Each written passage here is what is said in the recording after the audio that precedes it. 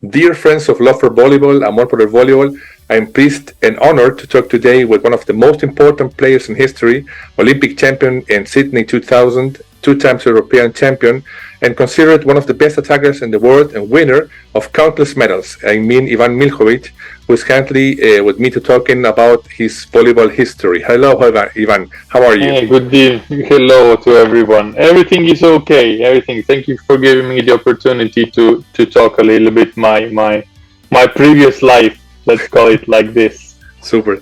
And Ivan, first of all, tell me please, when did you start playing volleyball and why did you choose volleyball as your sport? Well, when I was in the elementary school, it was like around 10, 11 years of my age. There was a sports section in my school, and since I wasn't that strong in that age, and I also wasn't that tall in that moment, so I couldn't compete with my friends from my class, like in basketball. Okay. And I was a little bit taller than the other ones, so I wasn't fitting exactly in a football part.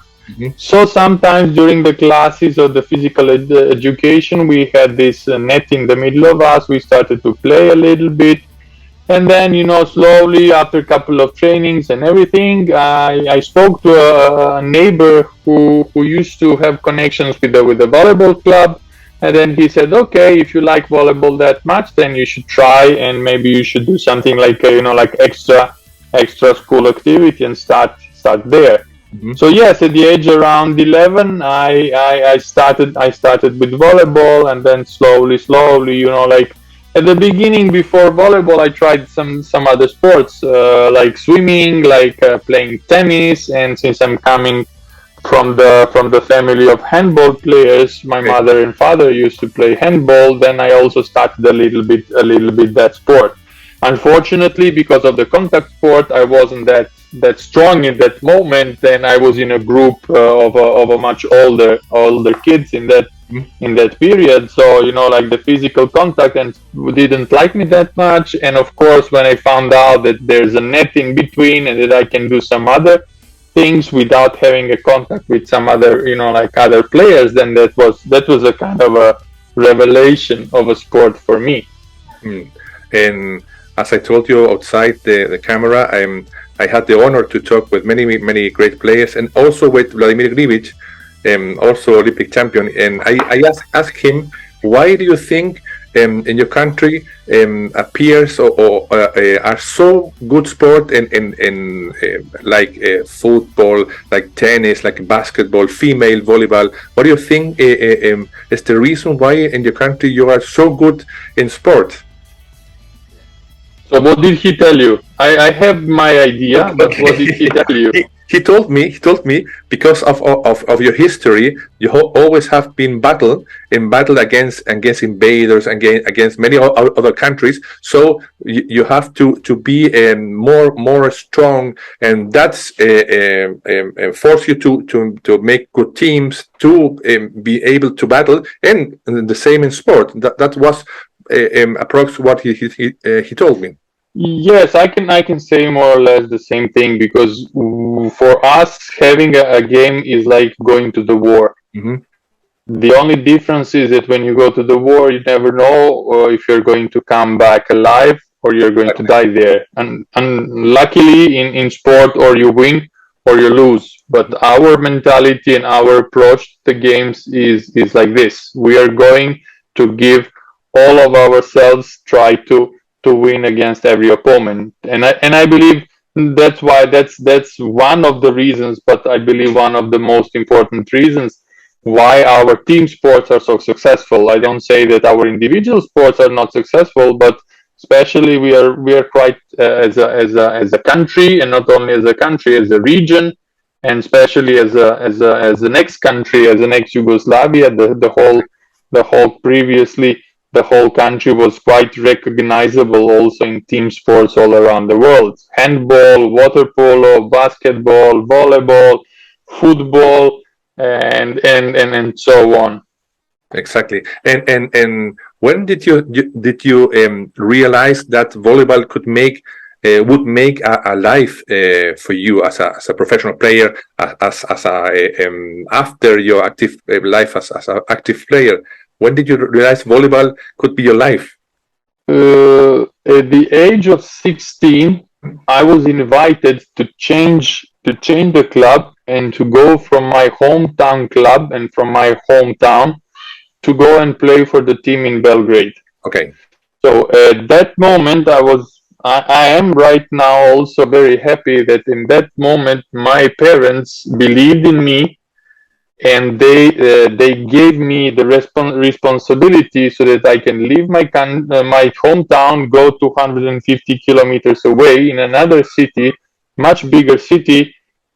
And I remember two things that they told me. You go there first because you go to study, and then because you go to play volleyball. The second thing is, whatever happens there, you will always have your room here. You can always come back and stay here, and you can always eat what we eat, and we are going to wash your clothes the same way we did before. So whatever you're going to do there, it's going to be something plus. And then all the other things, of course, it does not depend on me. So my starting idea when I left my hometown was to go and study and play volleyball.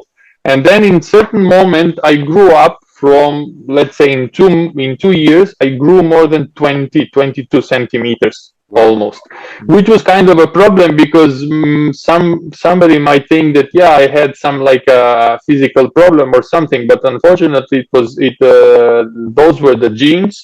Those were the genetics that my grandparents were tall. My father was also tall. My brother is quite tall. So let's say that in that moment, in 2 years, I grew up too much.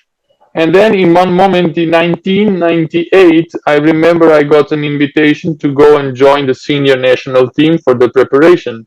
Okay. And at that moment, I said I was on a crossroad. Should I continue with the university, because with the school I never had any problems, or should I pursue my experience in professional sports? Okay. So I said, okay, I'm going to leave aside the education. I'm going to come back to that one day in the future, but for now I'm going to try to do my best in sports. And then this is how everything started. Okay, fantastic. And how was it for you to be part of a team, the national team, from a country with a tradition in volleyball? Yugoslavia always was in the Olympic Games and the World Championship. How was it for you as a young player to be part of the history of your country? Look, between 1991 and 1995, because of the war, there was a stop. Actually, the remaining part of Yugoslavia, Serbia and Montenegro, unfortunately, did not compete on any international competition. On the other hand, I joined the team in 1998, and in the previous 3 years, this team won different medals on European and on the world level. Especially, they won the 3rd place at the Olympic Games. Exactly. So I came there as the youngest player, and I have to be honest, I was accepted as the equal one among them, even though there was a very, very big difference between me and the older players. Yes. Of course, it happened everything very quick. We won 1998. We played the World Championships in Japan. We won the silver medal, which was the highest ranking in that moment. And then from that moment, I didn't play that much at the beginning in that competition, but just starting in 1998 and 9 afterwards, I was starting 6, 7, let's say, with the libero player, and that's how my career started to go up. But belonging to that team was an amazing experience because when you suddenly I was in the middle of the players who I watched before on the television. And then after 1 month and a half, we already flew to Japan and we stayed in the same hotel.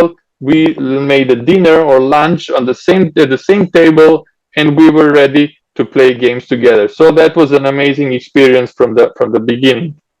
Absolutely. And when you started to play in the national team or as a young player, did you have some player or some figure you wanted to emulate, or nothing? You wanted to do your own game? Because I told you this because here in Chile we saw the Brazilian players, the Argentinian, and we said, oh, I want to play like Rahman, we want to play like Quiroga. But did you have some players you admired when you was young, or no? Maybe no.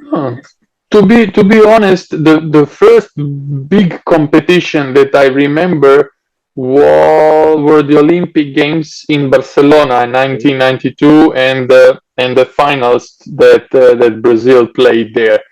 And this is like my first experience with a high level of volleyball watching on a television. Luckily or unfortunately, I was never competing with anyone.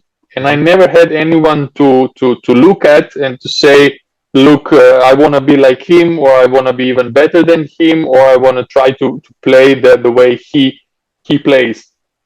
I was simply trying to play my volleyball. I was simply trying to score a point, which is quite simple, like quite simple when you have to say, but very difficult in the middle of the game with a heartbeat of 200, and especially in the moments that are very important. But yes, I always try to do many things on my own without, let's say, competing, and without having anyone as an idol, you can say. Okay, I understand it. It's easier for me because we saw this player and we never could play any Olympic game, so we always looked up upon the Cordillera of los Andes. And Ivan, tell me please, sometimes you played some championship, maybe you didn't won them, but you played another championship and you won it. But were something or sometimes a championship you remember the most, and you felt the most comfortable, you played well? What do you have some memories about this? I played 17 years abroad outside of my home country. In all these 17 years, each calendar year, I won at least one medal. Okay. At least one medal.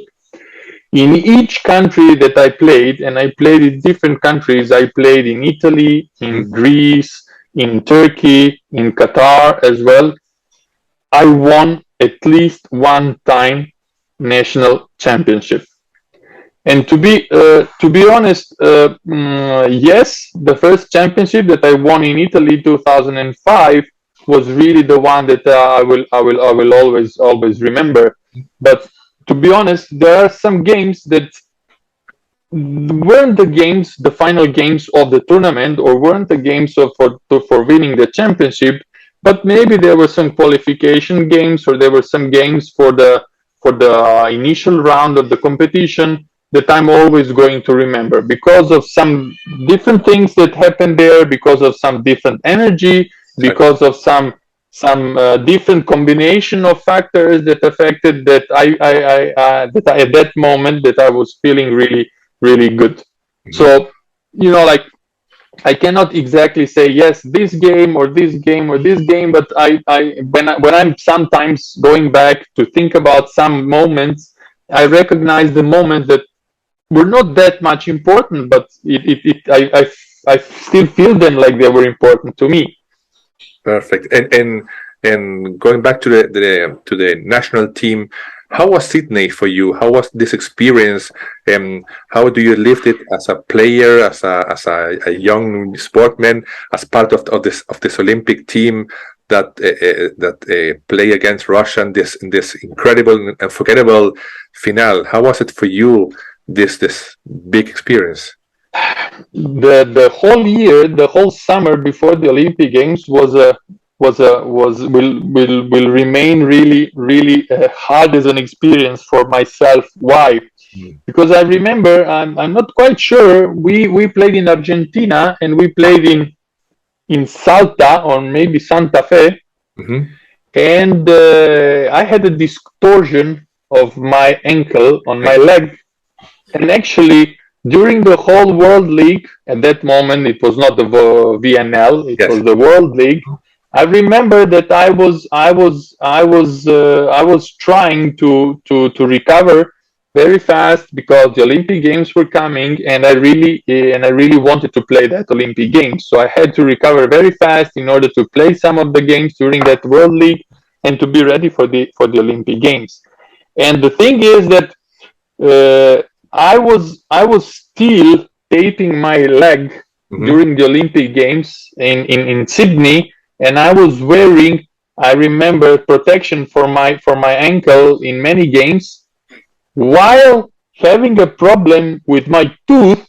And every day before going to the practice or going to play some of the games in the initial round, I had to go and visit a dentist every day. So it's not like you go and they fix it almost every day, because like normally if you go to the dentist and they fix you especially you presume that because of the Olympics they have to do it as soon as possible because you have to compete. Exactly. But the dentists normally in Australia, they were like, the first meeting was like, okay, 45 minutes. She was, how to say, painting to me the tooth and explaining to me what she's going to do. And then the next one, she said, we will do it slowly. I said, look, sorry, lady, I don't have time. I need to, there's a car waiting for me. I need to go to the practice. Or otherwise, I was saying, look, I need to go to the game. I'm not here as a tourist. Maybe you have different types of athletes who come here. But look, we are here to play something important. It's not that I just came here as a tourist because I've never seen Sydney before or Australia. And I remember that for sure, for 5 or 6 times, I went to the dentist to fix my tooth. So it was a kind of an experience that, like behind the scenes, you can talk about this. And of course, when you say Sydney 2000, and then all the people think about the gold medal. Exactly. But these kind of an events happen also to and still you can try to be concentrated and to think about other opponents and to think about the other games and to think about going to the next phase, and luckily at the end playing the game, the final game, as you said, against Russia. Exactly. And as today, thanks to technology, we can watch this game over and over again, and we watched it. Your team was very strong, and I think, maybe it's my opinion, your team were very mentally strong, because the Russian team was immensely tall, but players over 2 meters 15, for example, but we saw your team with the Grivic brothers, your libero, and the middle block is so strong mentally that that's the opinion, or that's what we felt watching the game. And so maybe that was your preparation, was your hunger for gold. How was this for you, to front this powerful team and to could beat them in this incredible finale? Listen, I believe that after the European Championships in 1995, just after the war, and that was the first big competition for that team, and when they won the bronze medal, the 3rd place, I believe the team understood that there is a very, very, very high potential to do something important. And then in 96, the Olympic Games, in 97, another European Championship, it just confirmed that this team was preparing for something big. I came in 98, and I just continue to let's say, to be part of that puzzle. What I can say for sure is that summer we trained really hard to be prepared to play something important. And even you probably remember that when we were playing the games in the first phase, also against Italy and against Russia, yes, we lost that games 3-0. So that could have been a really big trigger for us to quit, to lose our confidence, and not to continue to play anymore. But I believe because of the physical, but also our mental preparation, we were strong enough to resist until the end. And as you remember, in semifinals, winning against Italy 3-0, and then playing against the Russians and winning 3-0. But I wouldn't say that these games were really easy. Absolutely. And tell me, Ivan, We saw recently the final, the female world championship in the Netherlands and in Poland, and obviously the Serbian team, the female Serbian team won again the world championship. How do you think about female volleyball in Serbia, and how are your feelings about this great moment that the female volleyball is living, but the men team, even that the men team is a very strong team, doesn't have arrived or achieved what you have achieved in your time? Look, what I can say first. Let me talk about the men's team. With the change of technology, with the change of the society, with different factors around us, now the children of today, they have different possibilities. 20 years ago, 30 years ago, maybe even 40 years ago, we had two things, and then in the 90s we had four things that were like around us, and then in my age we had like 5-6 things, and today children have like 20 different possibilities to do in their life. Exactly. Of course, one of that should be physical activity, if not a professional sport, but at least physical activity. As you can see, also today is really difficult to push children to do physical activity and not to send them to do some training for some sport and then maybe one day to become professional players. So it's not only in Serbia but also in many different countries. I believe it's like this, especially for the men. And unfortunately, there is a lack of young kids who would start to play volleyball. I don't say that we don't have talented players. I don't say we don't have top players. Unfortunately, we just don't have players ready enough to invest a part of their time and to start to play volleyball. On the other hand, regarding the female volleyball, I believe that our national team is one of the 3 national teams in the world that are in this moment are quite dominant, and that we really have a couple of very strong players that really make a difference. Yes. Especially our opposite player, that she is really good and is strong, and she's not like the other one, especially because she's a left-handed player, and that really makes a difference, both in men and women volleyball. Now, being strong, being highly skilled and talented, and by the way also left-handed, is something that gives her a super advantage regarding the other ones. And of course the whole team, I believe, trained quite well and played really well, and most of these players, at least the players in the starting 6-7, all of them played for many years or play for many years outside of the country. Unfortunately, the league in Serbia is really good for the players until the age of 18, 19, but all of the talented players who want to develop themselves a little bit more will have to find some other national competition in some other country. Exactly. You told me yet that sometimes the teams are or the teams have some outstanding player or outstanding attacker, like Boskovic from the female team, and male team we always saw many great opposite players, attacker like you. Did you choose your position, or maybe the coach said you have the skills, you have the volume of play and your kind of play, or how was it for you to put in this position and obviously make a so great play for your team? You remember before at the beginning of the interview that I told you that in 2 years I grew up like more than 20 centimeters? Well, actually at that moment, and when going to my hometown, to Belgrade, to another city, I went there to play as an opposite player, as a setter. As a setter. So I was a setter at the beginning.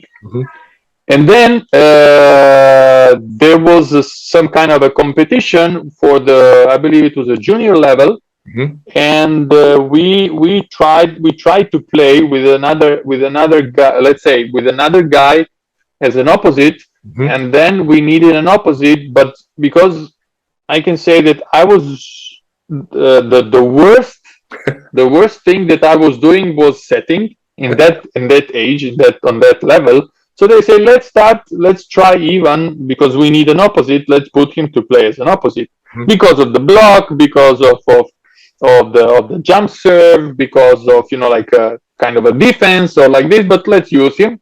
And let's say that junior competition was a trigger point for me to start. Was in how to say. Was the start for the people, maybe from the national team, also from the national federation, to think about me as a future opposite player. Especially the difference that I had was not only about the height, but was also some, that they call it a high ball in volleyball. That I was in that moment quite tall, jumping quite high, and quite skillful for that ball, because in that moment the server started to push more with the serve. The reception wasn't that perfect. Before, the volleyball was becoming more, how to say, powerful, not that much skill. And I tried that how I got an invitation to join the national team for the preparations for 1998 in Japan World Championships, and it looked like I performed well. They took me to Japan. There I played some of the games, and then starting 1999 from the European Championships, I started as a real opposite. At that moment, I grew to 2 meters and 6, 2 meters and 7.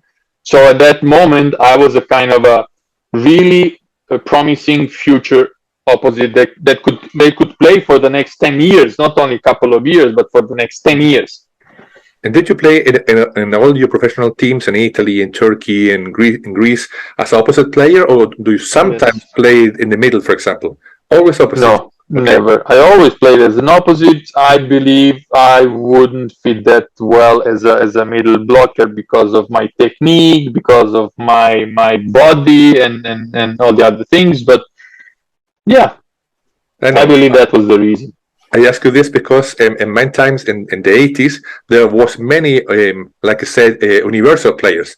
I remember, for example, the Brazilian players, they were not so tall, but sometimes they played in the middle, they blocked in 2 or 4. Or for example, I remember also a Russian player, Skurikin. He was an opposite player, but sometimes he played in the middle. He always played as a setter. There was a time when volleyball was more universal to play.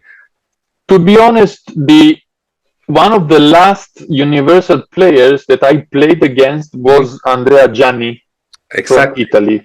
You're absolutely right. And the second part of the 90s, most of the players were, how to say, specialized for some position. So the coaches didn't want to make any changes. The coaches, especially with the introduction of libero, when the middle blockers didn't have a need to receive the balls anymore, and then there were no more white balls, but now the colorful ball was in the game, and then it was quite difficult to to receive these balls, and the server started.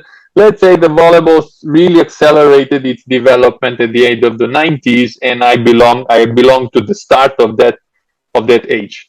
Exactly, and I wanted to ask you about this. How do you feel, or what's your opinion about today's volleyball? Because volleyball has changed so much. In my time, we played, for example, a game for 5 sets. It could be last 3 hours, for example. But today, as you told me, technology, television, internet transmission are forcing to quicken the plays. But what's your opinion about today's volleyball, with the coach standing beside the court, with the libero, with all the new things we can see today? What do you think about it? No, of course.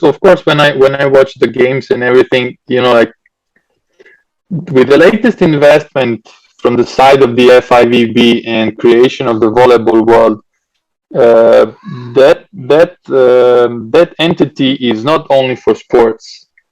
As you can read everywhere, sports today, not only volleyball, is about sports and entertainment. Absolutely. So I believe that the sports of today is going much more towards the entertainment part. Hmm. Why? Because people need and watch sports on the television or live as a form of an entertainment. Hmm. And it's much easier to sell entertainment on a television. Yes. Because of that, because of TV rights, and because of the competition Hmm. between sports and some other products that you have on a television, I believe that the technical part of the sports is not that much important nowadays. Everything is much more around the court. So not what is happening, who is more skillful, who is making less mistakes, or should we change the rules of the game and everything. Yes, I believe today many rules have been changed because of the entertainment Yes. and not because of something to improve the game. Hmm. And this is just fine because we compete with the other sports. We need to find our position in the sports ecosystem. We need to create the best product possible and we need to try to sell it in order to receive more money so that we can all invest it back to volleyball. If you ask me generally about the ideas and everything, in the last let's say 10 years, whenever I was talking to the people from the FIVB, from the European Volleyball Confederation, from let's say people from the volleyball clubs or people from the TV media broadcasting or the private equity funds and investments or the people who are like working for the International Olympic Committee and everything.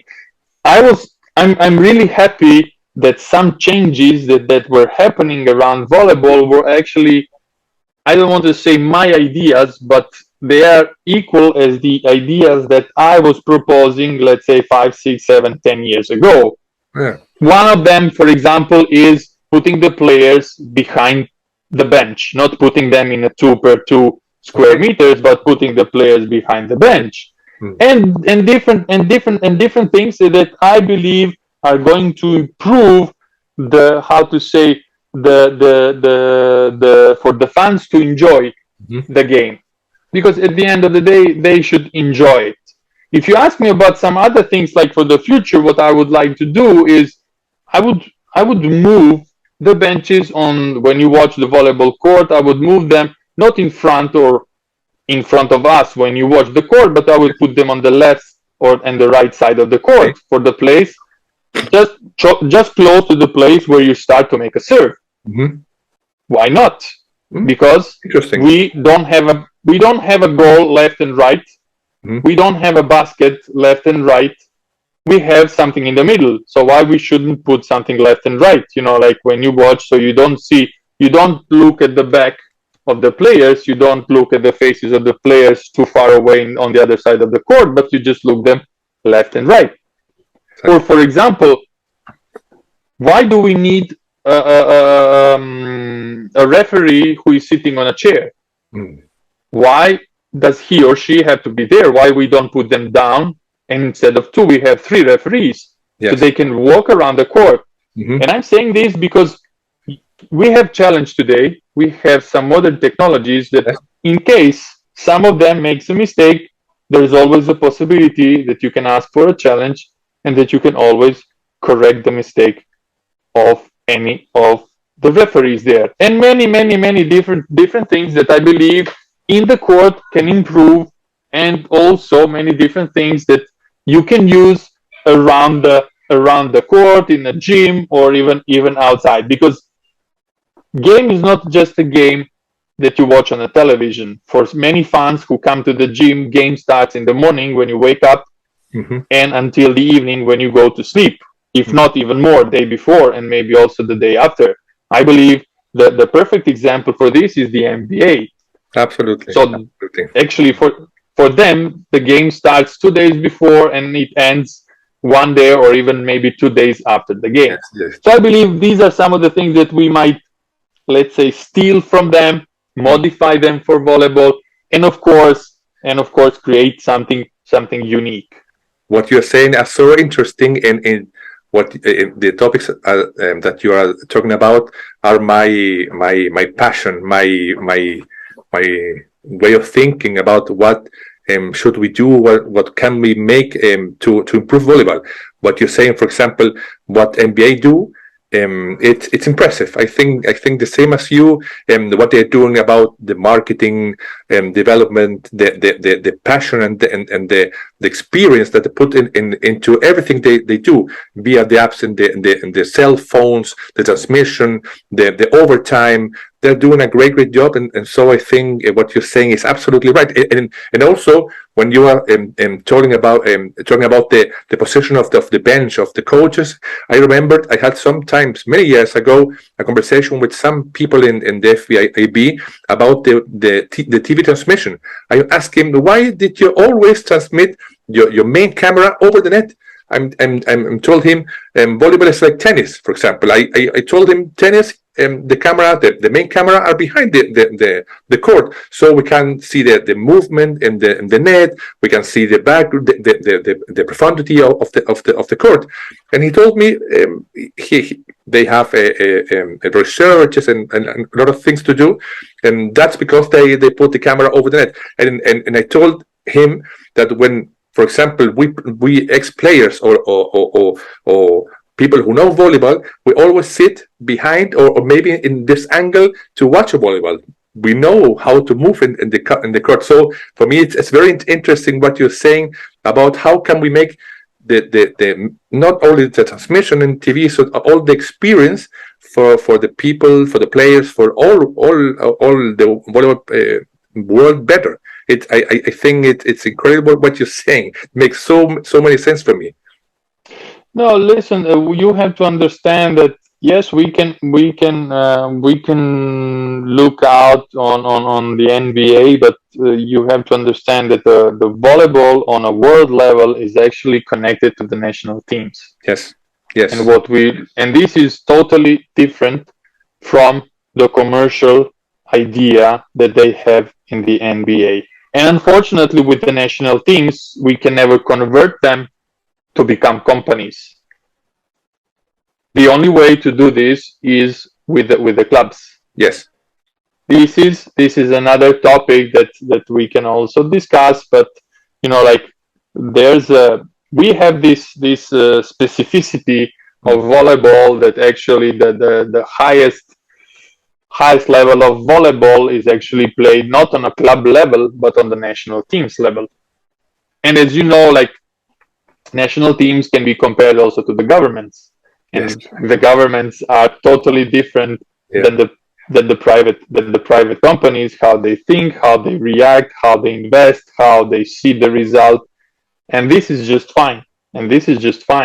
I know this, but that might be a thing that is not accelerating volleyball that much to become really commercially popular. Yeah, absolutely right. And Ivan, and talking about your career, when did you knew or when did you start planning your retirement from active volleyball? Do you remember when was this in some club outside your country? Or I started to plan my life, my normal life, the first day I left my country and went to play as a professional player. So let's say that for 17 years I've been preparing what I'm going to do in my normal life. Okay. After volleyball. Okay, and no, it's a really an interesting question, and a lot of people consider me a little bit strange, and I'm going to tell you about why strange, because I'm not I'm not a classical volleyball player who played my whole career, and after I finished, I go and open a restaurant, or I open a coffee shop, and every morning I go and drink coffee there, or I just become a, let's say, a recognizable face of some sports institution, nor joining any political party and becoming part of any sports institution in my country.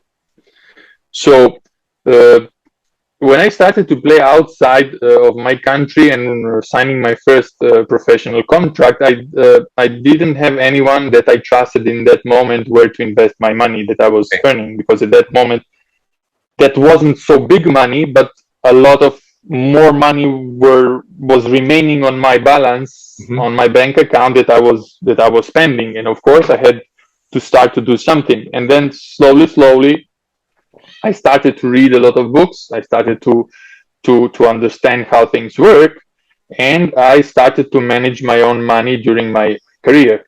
Okay. Of course, I did a lot of great investments. I did also some investments that didn't result as I expected. But of course, I also, from the same investments, I learned a lot of things. Therefore, during my career, I always had an idea when I finished my career to go and to do the university and to get my diploma in finance and economy. Okay. So one of the investments that I started, I don't know if you know about that, is the website World of Volley. Okay. I don't know if you've heard of it. I'm one of the co-founders and the partners. So in 2010, 2011, we started with this idea to create a kind of the largest database for volleyball in the world, collecting information about the players, the profiles, creating profiles, putting videos and statistics and everything.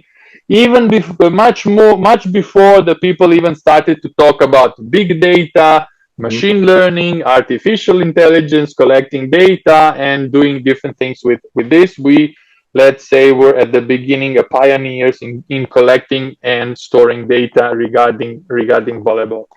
And then I invested a lot in the real estate, because I believe that a very good protection for my money was in real estate. So in different countries, in different continents, I made different investments, and then of course opening some of the businesses, but not that much because of the not having a possibility to control them. I said it's better that if I invest in something less fruitable but more secure in that moment. And then when my career was coming to an end, of course I wanted to go back to the university. So once I finished playing, it was 5.5 years ago, I went back to the university and I took my diploma in finance and economy. And I let's say I just confirmed the knowledge that I also had from the real life and from the real investments that I did in the past. Same moment, I did different courses and I did different things regarding many interesting topics regarding the blockchain, regarding the leadership, regarding the private equity, regarding funds, regarding venture capital, startups, and different things. And I also did a master in sport governance. It's the UEFA, European Football Club Association Master, 2 years regarding the sports governance and management.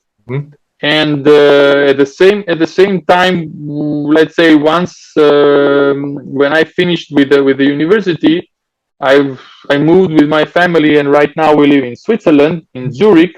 We are here for the last 4 years, and I was doing a different positions in a sport association regarding the professional volleyball clubs, and then I moved and I worked for the private equity fund in business, in finance and economy. And right now I'm working for the startup that's dealing with the blockchain, that's dealing with the Internet of Things, and that's doing a different types of investments also as well right now. So as I said at the beginning, I'm not a typical sportsman who just finished a career and woke up one day in the morning and said nobody was waking me up, there's no breakfast organized, and the bus is not waiting for me, and also there's no payments on my bank account each month, so I have to do something. And this is the biggest problem, I believe, for many sportsmen, that unfortunately we as a professional volleyball players, the majority of us are considered to be professional sportsmen, but unfortunately at the end of the career we cannot live with what the majority of us cannot live what we earned during our career. And in that moment the problems with the depression start, and that moment the problems with the inside the family start, and many different things start. This is the life, this is the situation. I believe there are some possibilities that we can do to change these things, but different institutions have to be involved about this. Quite happy with my family right now in Zurich, kids all around me, working hard during the week and having a lot of free time to stay with my family. Fantastic. For me, it's absolutely... That's not a regular sports athlete career, right? It's incredible, because what you're saying, it's so logical, but sometimes or many times people didn't think about this. When you play, but you don't think about the future, and the future, sadly, is very important. We must plan this. But I think what you're doing, it's incredible.